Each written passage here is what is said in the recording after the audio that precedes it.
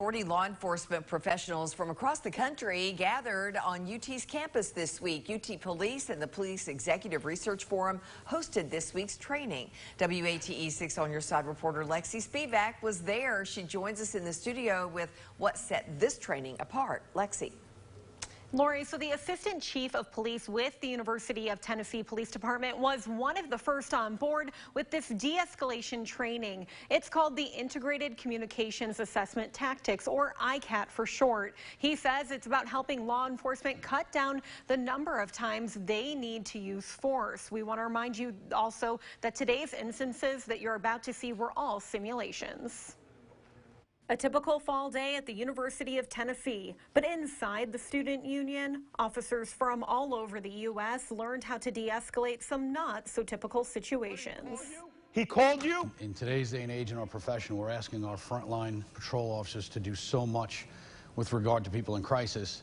It's imperative for us to prepare them. Chief of Police Sean Patterson with UTPD says that's what ICAT is all about. There isn't a roadmap for every situation. And sadly, every situation isn't going to end successfully. But it's our duty to seek training and train and continually get better so that we can reduce the amount of force, the instances where we have to use force. His colleague from the City of Cambridge's department breaks down the training. We need to stop condensing space and time.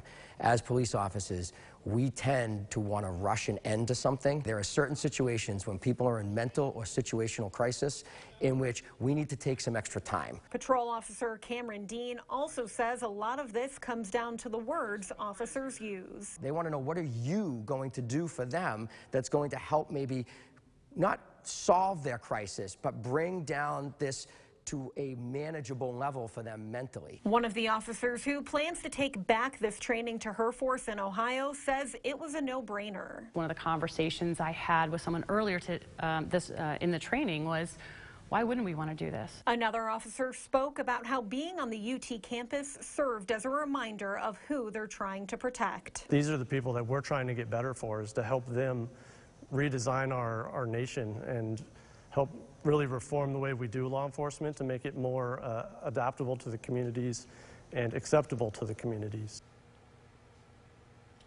Now, studies have shown that after this training in particular is implemented, there's about a 35% reduction in the injuries to officers. There's also a reduction in the use of force. Lori? All right, Lexi, thank you so much. And we also know officers from the Knoxville Police Department, Blount County, and the Knox County Sheriff's Office came in for training as well.